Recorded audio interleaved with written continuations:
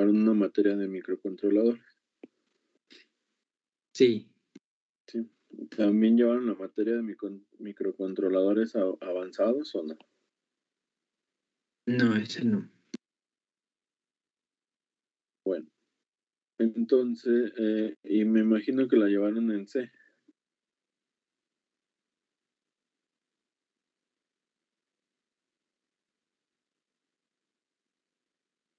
En lenguaje de programación C. Sí, para microcontroladores lo vemos en C. Dejen, nada más borro esto para que no... Ahorita lo voy a volver a explicar, ¿sale? Pensé que estaba limpia la hoja.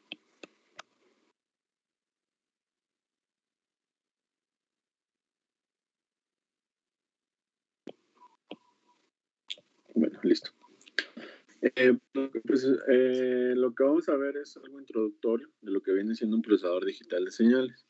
Como los que por ahí revisaron o ya vieron lo que viene siendo un microcontrolador, pues un microcontrolador no es más que un dispositivo que es posible programar, almacenar código y podemos hacer ciertas operaciones. Tenemos periféricos, tenemos temporizadores, tenemos una serie de cosas que están a nuestra disposición.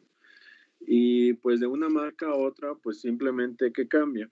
Pues cambia que hay más periféricos, que hay más, que unos trabajan con 8, 16 bits, a lo mejor 32, 24, 64. Y pues en esto que nos ayuda, pues simplemente a que tenemos una cantidad más importante o más grande más bien para hacer operaciones. Entonces, los procesadores digitales de señales, ¿qué son? Pues los procesadores digitales de señales también son microcontroladores, pero dentro de su arquitectura nos permiten hacer algunas operaciones. Es muy probable que nosotros cuando las vayamos a programar ni siquiera alcancemos a notar la diferencia. ¿Esto por qué? Porque nosotros estamos en un lenguaje de alto nivel que viene siendo C. Pero ahorita vamos a explicar un poquito más acerca de la historia, se puede decir, o cómo fueron surgiendo los DCPs y qué es lo que los hacen especiales, ¿no? Y qué bondades tienen y a lo mejor por qué puede, en algunos casos, medio um, tener un declive, aunque no sea así. ¿Cuáles son las causas, no? De igual manera, si ustedes ahorita en Google buscan procesador digital de señales, muy probablemente les van a salir un montón de cursos, un montón de información que está orientada a programas o a software computacionales. Pueden poner procesador digital de señales y les va a salir MATLAB, les va a salir Octave, Scilab, Python. Les van a salir algunos software que tienen algunos toolbox que les permiten hacer procesamiento digital de señales de una manera sencilla porque tienen funciones ya establecidas, tienen librerías que les permiten agilizar esto, ¿no? Pero el programa, la unidad de aprendizaje está enfocada, en su caso, a trabajarlo de manera como un sistema movido. ¿Qué quiere decir? Pues un poquito independiente de la computadora, aunque después vamos a hacer vamos a apoyarnos un poco de la computadora pues para ayudarnos a la programación, ¿no? Y también en algunas aplicaciones. Entonces, si ustedes buscan, pues van a encontrar un montón de información de eso. Y señales, pues como ustedes ya vieron en teoría de comunicaciones y señales o algo así, que vienen siendo señales y sistemas, ustedes pueden ver que van a tener un montón de señales, estamos rodeados de señales y nosotros necesitamos adquirirlas. ¿Cómo las vamos a adquirir? Pues nosotros tenemos, si lo vemos a manera de diagrama de bloques, pues nosotros vamos a tener nuestro sensor. Este es nuestro sensor, tenemos nuestra etapa de acondicionamiento. Aquí es nuestro sensor. Podríamos tener una etapa de acondicionamiento o no, y después nuestro procesador digital de señales, que ahí adentro, pues, ¿qué vamos a tener? Pues vamos a tener nuestro convertidor análogo digital, nuestro ADC. vamos a hacer alguna serie de operaciones, lo voy a poner general. Y después, pues de aquí podemos visualizarlo o hacer algunas cosas, ¿no? Aquí quedó involucrado, van operaciones, dentro de las operaciones que van, o aquí en esta etapa van involucrados filtros, analítica, por decirlo de una manera. Okay. Entonces, y acá va, ¿cómo lo vamos a visualizar, no? Pues es una arquitectura básica que se puede complicar, podemos hacer retroalimentaciones, podemos hacer un montón de cosas. Por ahí faltan display, que viene siendo la parte de visualización, actuadores, etc. Bueno, entonces vamos a entrar en materia un poquito. ¿Cuál sería nuestra definición formal? Nuestra definición formal, pues, es que es un sistema basado en un procesador o microprocesador que posee un conjunto de instrucciones, un hardware y un software optimizados, para aplicaciones que tienen operaciones numéricas de muy alta velocidad, ¿no? ¿Qué quiere decir? ¿Que todos los microcontroladores son DSPs? Pues no, porque no está su arquitectura diseñada para eso, pero que los DSPs podrían ser todos microcontroladores, sí, o todos los DSPs pueden ser microprocesadores, pues sí. Primero hay que entender cuál es la diferencia de un microcontrolador y un microprocesador. Alguien que quisiera participar y me indicara cuál sería la diferencia de un microcontrolador y un microprocesador. Que un microprocesador realiza operaciones aritméticas y lógicas, pero no tiene incorporado, pues, como periféricos que pueden ser como la RAM, ROM y, no sé, sensores, tal vez. A comparación de un microcontrolador que, pues, la mayoría sí los tiene ya incorporados o están integrados, no sé. Ok, ¿alguien más?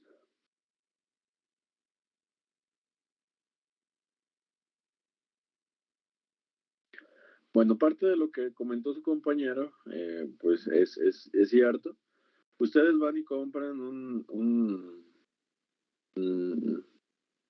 Core i7, un Core i5, i3, no sé. Y en su tarjeta madre lo conectan y la RAM viene por separado, ¿no? El disco duro viene por separado. Entonces, si bien los microprocesadores son más potentes, necesitan otras etapas, como viene siendo principalmente RAM y donde almacenar su programa, que viene, o memoria flash. Y todo eso sí viene incorporado en un microcontrolador. Probablemente los sensores como tal no son propios de una tecnología a otra. Lo que sí es propio es la RAM y la memoria ROM, que permiten almacenar un programa, permiten ahí ustedes tener su memoria RAM, que les permiten hacer sus cálculos, como bien lo dijo su compañero, y el otro microprocesador no, necesitan etapas aparte. ¿Cuál es la ventaja del microprocesador? Pues que eso le permite hacer cálculos de manera interna, paralela, mayor velocidad, y pues pueden soportar al tener mayor velocidad, pues aplicaciones más robustas, como pueden ser sistemas operativos. Si bien ya hay microcontroladores, vienen siendo a partir de a lo mejor Cortex A8, de los que tenemos acceso, Cortex A9, que nos soportan un Android, un Linux, obviamente limitados,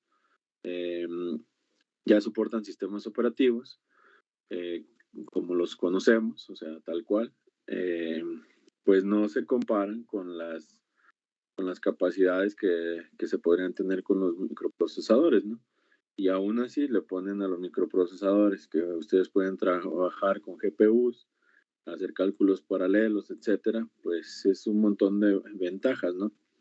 Pero si nosotros tenemos una aplicación básica sencilla, pues cuando inició esto era inimaginable que nosotros pudiéramos tener a lo mejor una computadora, pues para hacer algún procesamiento de señales, ¿no? Entonces por eso se enfocó tanto en los microcontroladores, ¿no? Entonces, pues finalmente el microcontrolador, nosotros podemos guardarle su archivo, su código ejecutable y pues se ejecuta, ¿no? Y en el otro, pues no podríamos hacer eso. Esa es la principal diferencia. De igual manera, ¿qué es lo que cambia en un microprocesador que tiene arquitectura de DSP o un microcontrolador que tiene arquitectura de DSP? Pues lo que cambia esta es una arquitectura básica, es que tiene ciertas cosas que ayudan a mejorar el procesamiento y lo hace más rápido, como podría ser lo que está en rojo, ¿no? Lo que está en rojo son unidades extras que nos permitirían trabajar de una manera más eficiente. Eso es más fácil de visualizarlo si trabajamos en ensamblador. Ahorita les voy a explicar cómo sería eso. Una arquitectura de un procesador actual sería ¿no? Un DSP que viene siendo un microcontrolador, perdón, con un DSP. ¿Qué es lo que tiene? Pues un subsistema en su arquitectura que permite hacer ciertas cosas, ¿no? Viene siendo, este es su subsistema de DSP y aquí vienen las capacidades que tiene, ¿no? Ahorita creo que con el ejemplo más adelante va a quedar más claro. Pero tenemos periféricos, tenemos protocolos de comunicación, tenemos temporizadores, tenemos relojes en tiempo real, UART, SPI, todo eso no cambia. Lo único que cambia es que en su arquitectura hay algo diferente. Para entenderlo un poco mejor, de los que ya llevaron micros o los que tienen un poquito más fresco esto, nosotros, este es un un microcontrolador. Es posible trabajar en paralelo con un microcontrolador.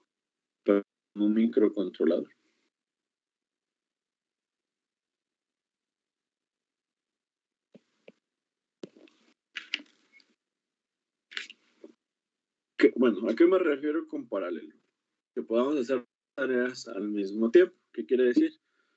Para que lo entiendan un poquito mejor la pregunta, yo tengo mi microcontrolador, lo voy a poner MSU, aquí está su alimentación, y supongamos que aquí está puerto A, y lo voy a poner en alto. Y aquí tengo un puerto B, puerto B1, puerto A1 y puerto B1. Está en bajo y lo puse en alto. Simplemente cambié el estado. Eso lo puedo hacer en paralelo en una sola instrucción, en dos instrucciones, bueno, al mismo tiempo, es pregunta.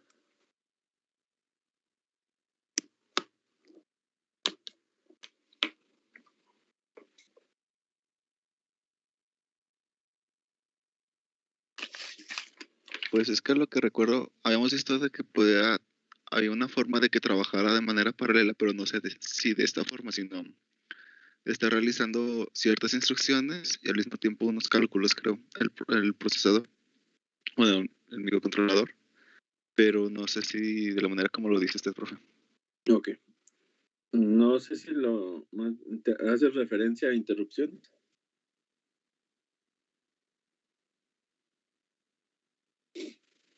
O eso. Es pregunta, nada más para entender si más No, bien. creo que era a la estructura de las instrucciones, el procesamiento de instrucciones. Okay. Bueno, ahorita lo vamos a explicar un poquito. Los microcontroladores no trabajan en paralelo. Si trabajamos en un lenguaje de alto nivel, pudiéramos casi pensar que están trabajando en paralelo. ¿Por qué? Porque estamos trabajando en un lenguaje de alto nivel que viene siendo C. A veces ese es el problema cuando a nosotros nos enseñan microcontroladores y nos enseñan C. En ocasiones no sabemos exactamente qué está pasando a nivel de ensamblador, aunque también, siendo sinceros, sí ayuda bastante, pero pues ensamblador, imagínense que yo les digo, van a hacer un protocolo de comunicación USB. Probablemente se puede, todos tenemos la capacidad, probablemente unos más, unos van a llevar más tiempo, otros menos, y puede que lo logren, porque finalmente todo es lenguaje máquina, pero pues se va a llevar un montón de tiempo, ¿no?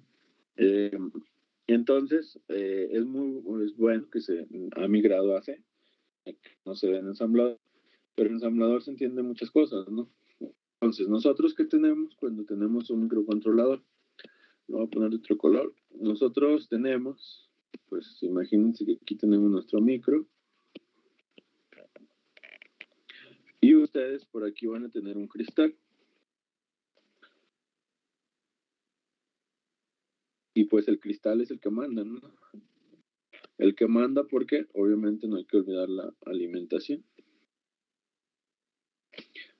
Imaginen que está así.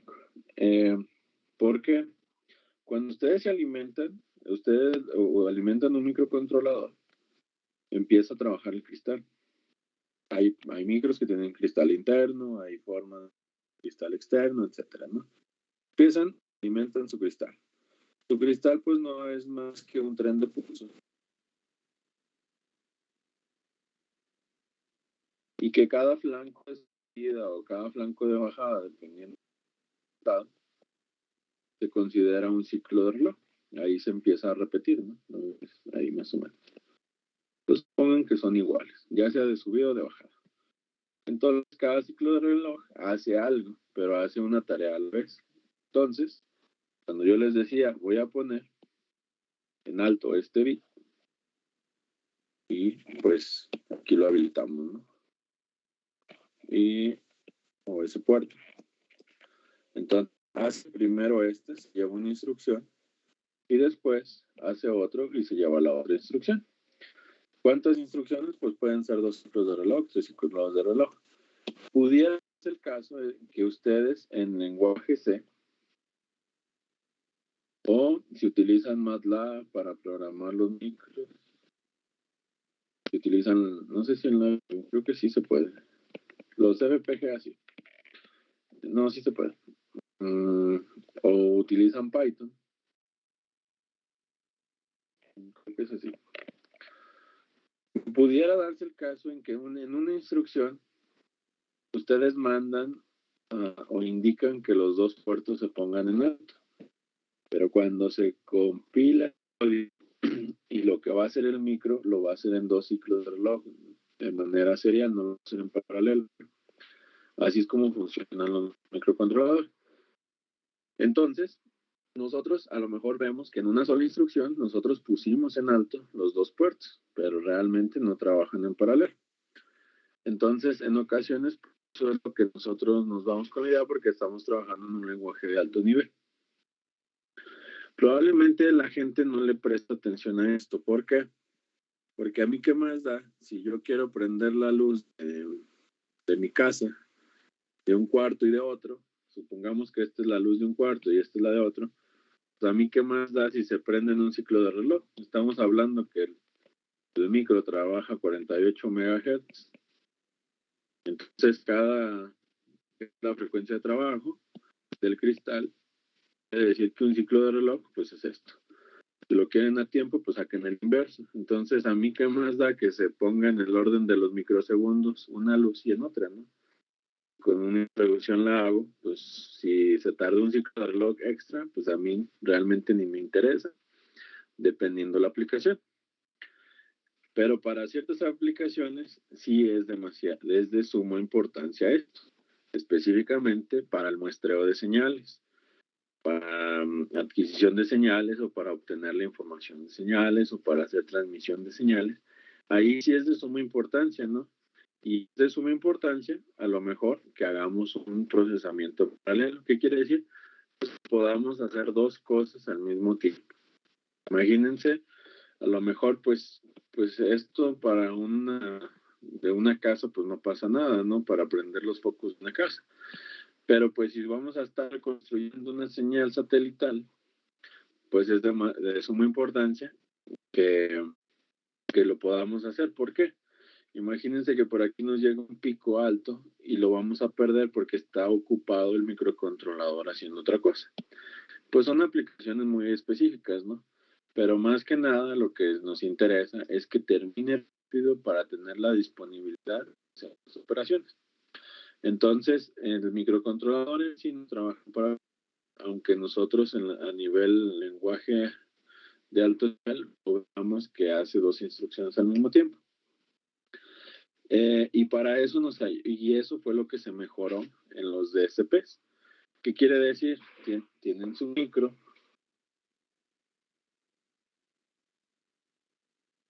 Perdón. Tienen su microcontrolador y de manera interna agregan una arquitectura, o sea, le agregan más cosas en la forma de que se fue fabricado para que pueda hacer cosas en paralelo. ¿Qué cosas en paralelo? Pues ahorita lo vamos a ver. Principalmente algo que se llama MAC.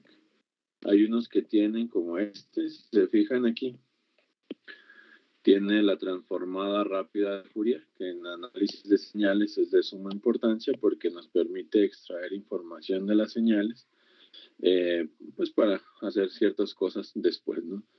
Pero al tener la transformada de Fourier de esa señal, pues nos permite que ahí tenemos la información de la señal como tal y por ahí podemos hacer más cosas, ¿no? Antes de avanzar, ¿hasta aquí hay alguna duda, comentario y sugerencia?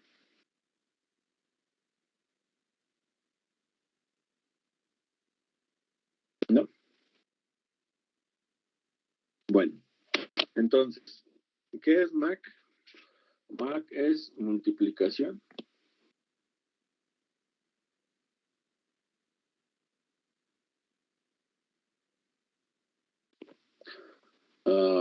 Es de suma. En inglés es de agregar o add. Y guardar, ¿no? De acumular. Eso es lo que viene siendo MAC. La transformada Fourier, pues ya saben qué es. Un microcontrolador contra un DCP, ¿no? Estamos hablando que esto tiene sus orígenes en los 70s, 80s, cuando empezó esto. Obviamente adentro de estos transistores, con puertas lógicas. Y un microcontrolador, pues surge y serían limitados en ciertas cosas. Aquí tenemos una tabla de un PIC 16F, creo. Y es 16F, y ya lo demás pues no me interesa mucho. Es un set de instrucciones. Este set de instrucciones, bueno, también acá en su dicen que tienen una arquitectura que permite trabajar en paralelo. Y si ven algunas definiciones, ahí van a encontrar que dicen que agregan un set de instrucciones, pero el agregar un set de instrucciones, pues sí, agregan un set de instrucciones para que ustedes puedan empezar a trabajar con esta área, con esta parte de la arquitectura.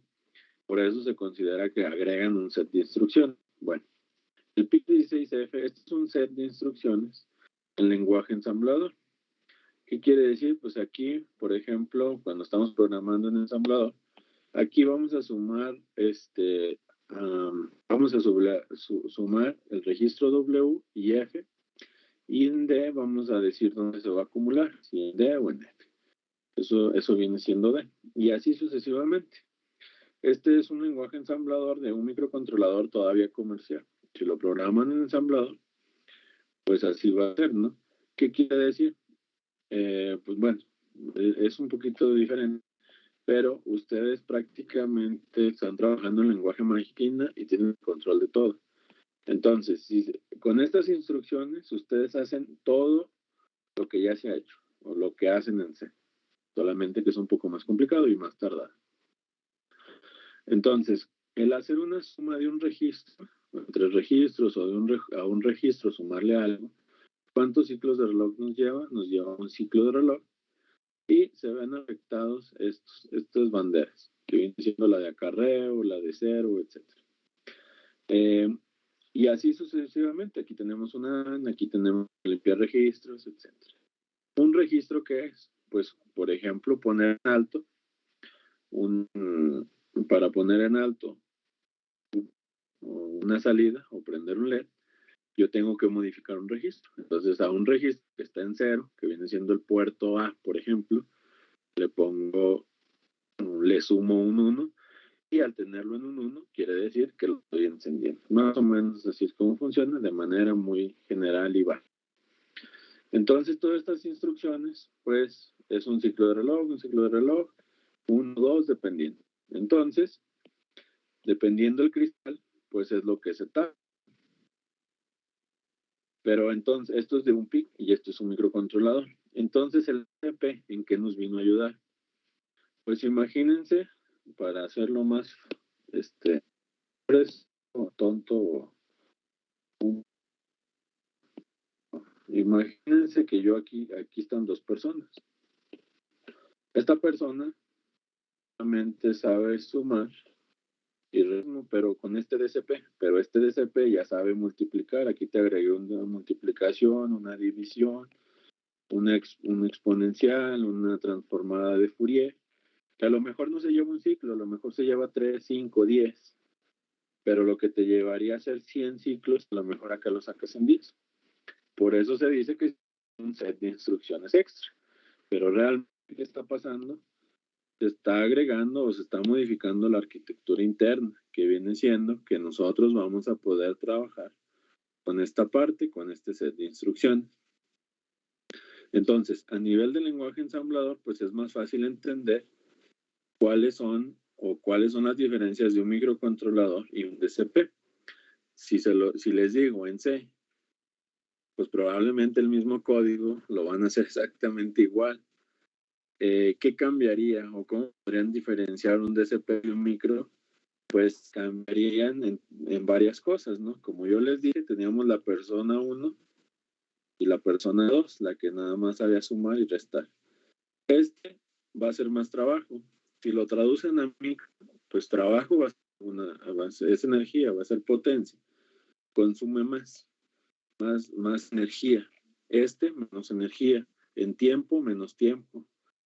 Entonces, pues eso es lo que se traduciría, a pesar de que ustedes vean que pues prácticamente es lo mismo, si revisan los ciclos de reloj, cuánto se lleva, cuánto consumo, pues debería de ser menor.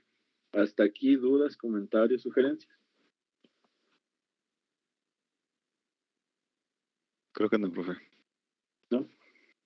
Bueno, entonces, si nos vamos a los tiempos de los 70, 80, cuando surgió todo esto,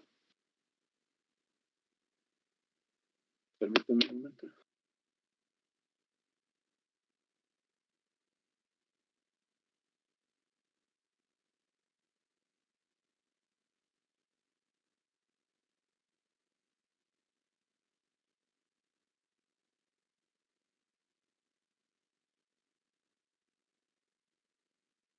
Perdón.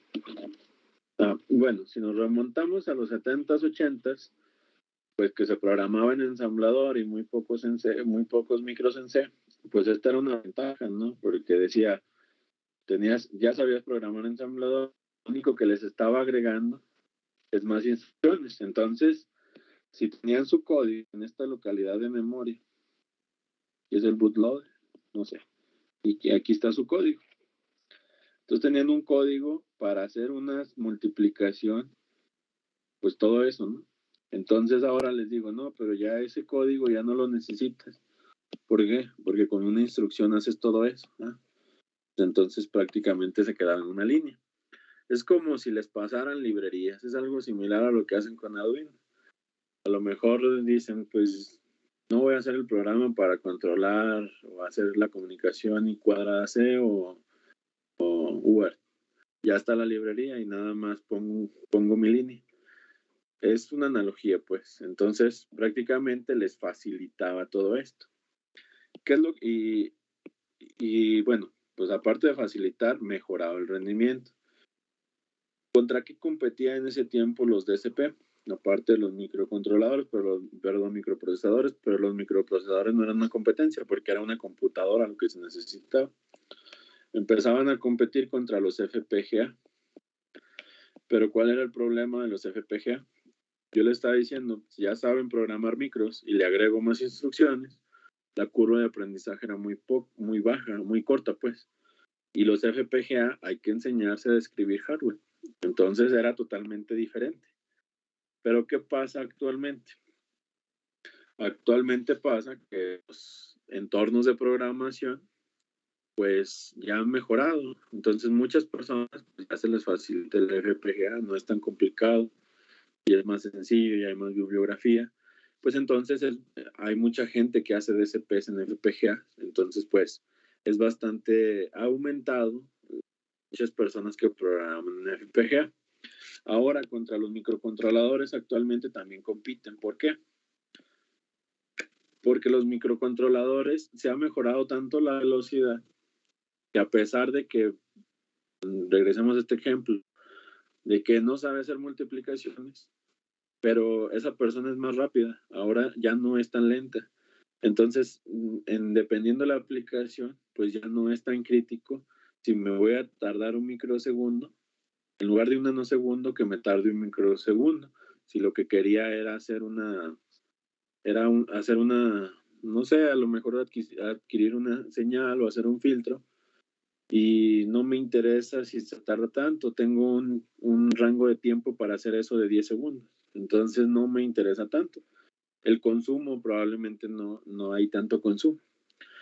Para aplicaciones muy específicas, imagínense que si consume 10 veces más porque trabaja 10 veces más y hace lo mismo, pero imagínense que están en un satélite, entonces donde todo el consumo es crítico, pues obviamente van a optar por un DCP. Entonces los DCP se han vuelto un poco más específicos con aplicaciones de alta velocidad, pero para aplicaciones probablemente las que nosotros hagamos o utilicemos, pues probablemente estén muy sobrados y un microcontrolador también nos dé. Pero finalmente lo que nos interesa es que conozcan, o lo que interesa aquí dentro del curso es que ustedes conozcan que el DSP tiene una arquitectura diferente, que va a ser más eficiente, que en aplicaciones específicas podrían optar por ustedes por seleccionar un DSP. ¿Dudas hasta aquí?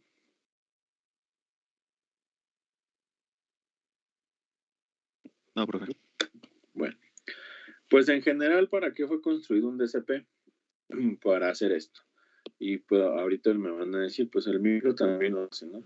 Pues, tienen una señal, la pasan con un convertidor análogo digital, la procesan y la muestran o la envían o hacen un protocolo de comunicación. Eso pues prácticamente me van a decir, pues eso exactamente lo hace un micro, a lo mejor un FPGA no, porque no tiene ADC, pero hay otros complementos o periféricos que se le pueden añadir. Entonces, ¿cuál es la bondad? Pues lo que está aquí, ¿no? La analítica va a ser más fácil por las funciones que tiene la Mac, que trabaja en paralelo, de su arquitectura trabaja en paralelo, otras funciones como la transformada de Fourier, que ahí pues va implícito el Euler o el exponencial, otra cosa, ¿no? Entonces, en una instrucción o en muy pocos ciclos de reloj, multiplica, acumula y guarda. Entonces, pues eso agiliza todo, ¿no? Entonces es muy fácil, pues trabajarlos si ya se conocen los micros. Lo que sí es que muy probablemente ustedes no alcancen o no alcancemos a distinguir, pues sus bondades de una manera muy clara, a menos que tengamos una aplicación de alta velocidad. Lo que sí podemos es contar ciclos de reloj y por ahí ver, ¿no? Es algo similar, si no mal recuerdo, me habían dicho Admega, creo que es con T mayúscula, no sé, trabajaban con micros de 8 bits.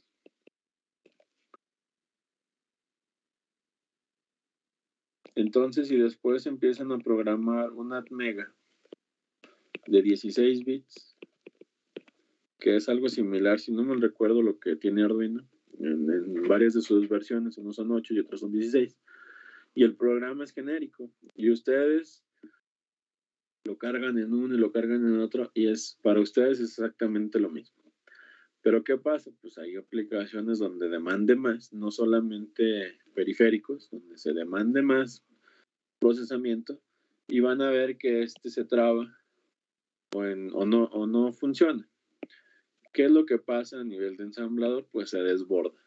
¿Qué quiere decir? En ocasiones, si ustedes ven por ahí, tampoco hay un retardo. No hay retardos. ¿Vale? Si ven en este set de instrucciones, está la función esta. La función NOP, que viene siendo, o qué es lo que dice, no hacer nada. Entonces, cuando ustedes mandan programar un timer o un retardo, pues, ¿qué es lo que se hacía? Se hace un ciclo, un loop, y se cuenta y se manda a no hacer nada al micro. Y ahí está ciclado. Y ya cuando sale del ciclo regresa. Entonces probablemente su código está aquí y su loop o cuando no hace nada, que viene siendo un timer, temporizador, perdón, lo pasan de aquí hacia acá y luego regresa. Cuando se traban los micros a nivel del lenguaje ensamblador, este micro va para acá y después le demandan que vaya para acá y después le demandan que vaya para acá y cuando quiere regresar ya no puede, se desborda, se traba y ya no sabe cómo regresar al inicio. Así es cuando se empieza a trabar, cuando estamos jugando o cuando se nos desborda, pues. Entonces el microcontrolador anda en localidades de memoria no deseadas y cuando le queremos que regrese, ya no regresa. Así es como se desbordan. ¿Qué vemos nosotros? Pues que no jala. Pero si nosotros tenemos aplicaciones muy básicas, como aprender o algo de iluminación, pues no vamos a tener ninguna diferencia, lo vamos a ver igual. Entonces vamos a ver diferencias pues cuando ya tengamos alguna aplicación en específico. ¿Qué aplicaciones se utilizan? Pues se utilizan especialmente, obviamente dependerá, ¿no?, del fabricante. Siempre nosotros tenemos que ver la aplicación y de ahí definir qué queremos. Pero pues es muy común que ustedes lo puedan ver en cosas de comunicaciones de alta frecuencia, hablando de 2, 5, 10 GHz, o también en todo lo que viene siendo instrumentación, perdón, en los osciloscopios, donde no solamente es muestrar la señal, porque un osciloscopio muestrea, filtra, les hace analítica y visualizan. Todo eso es lo que tienen que hacer, no nada más es muestrar. Entonces, por eso es necesario que sean bastante rápidos. Ahí en ese tipo de aplicaciones es donde están utilizándose los DCPs. ¿Dudas hasta aquí?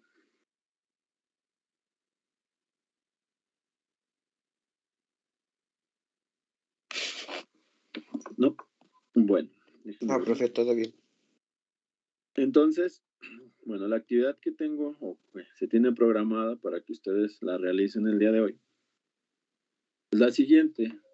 Es una recopilación de información donde ustedes van a identificar al menos 5 procesadores, de preferencia de diferente marca, como puede ser Texas Instruments, STM o ST Microelectronics, NXP, solo por mencionar algunos, ¿no? Analog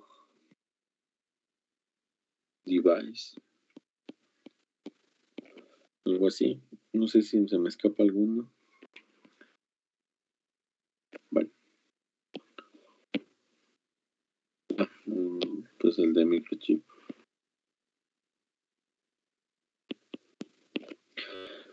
En algunas de esas empresas hay que buscar DSPs, hay que sacar su arquitectura, su costo y algunas especificaciones técnicas, hacer una pequeña tabla comparativa.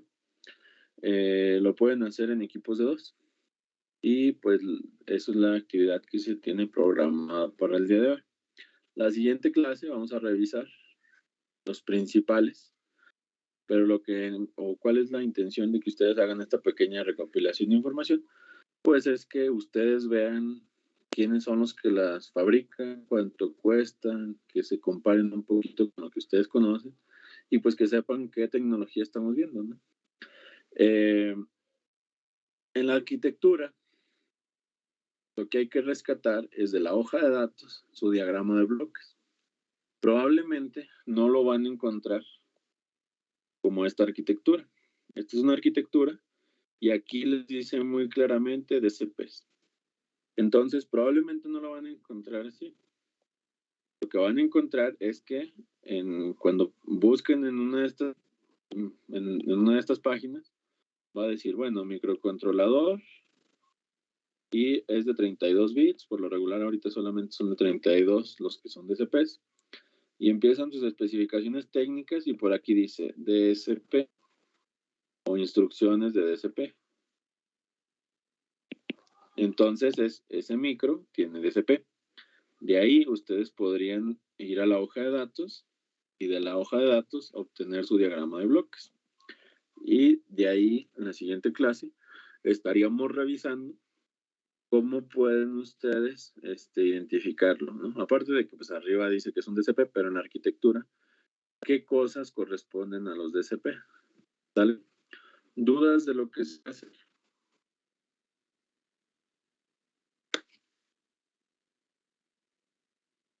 ¿Para cuándo la tenemos que entregar, profe? Ahorita se va a subir una actividad, es como participación en clase. El tiempo estimado, pues nada más son 5, son 30 minutos. Entonces, cuando terminen, lo suben y pues prácticamente con eso estaríamos finalizando la clase. Ahorita en Classroom se les va a abrir, se les va a habilitar donde van a subir su evidencia de trabajo. Aunque trabajen en equipo, los dos hay que subirla para saber que se estuvo trabajando. ¿Qué más? No, pues no, sería todo. Dejen, ahorita lo habilito. De todas formas, pues yo aquí sigo por cualquier duda, comentario. Son en equipos de 2, pues es libre. O lo quieren trabajar individual, pues también no hay ningún problema. ¿Sale? De preferencia por ahí lo suben en PDF para poderlo revisar de una manera más rápida. ¿Sale? Se habilita como participación y, aunque si esos 30 minutos no les son suficientes, de todas formas suban su evidencia de trabajo, aunque no hayan terminado. Pero creo que 30 minutos es más que suficiente. ¿Dudas, comentarios? No, todo bien, profe. ¿Todo bien? Bueno, entonces aquí sigo por cualquier duda. Los que se quieran desconectar, no es necesario seguir conectados. Entonces, sería todo y nos veríamos en la siguiente clase. ¿Sale? Muy bien, maestro. Bueno, tomo yo aquí sigo. ¿Sale?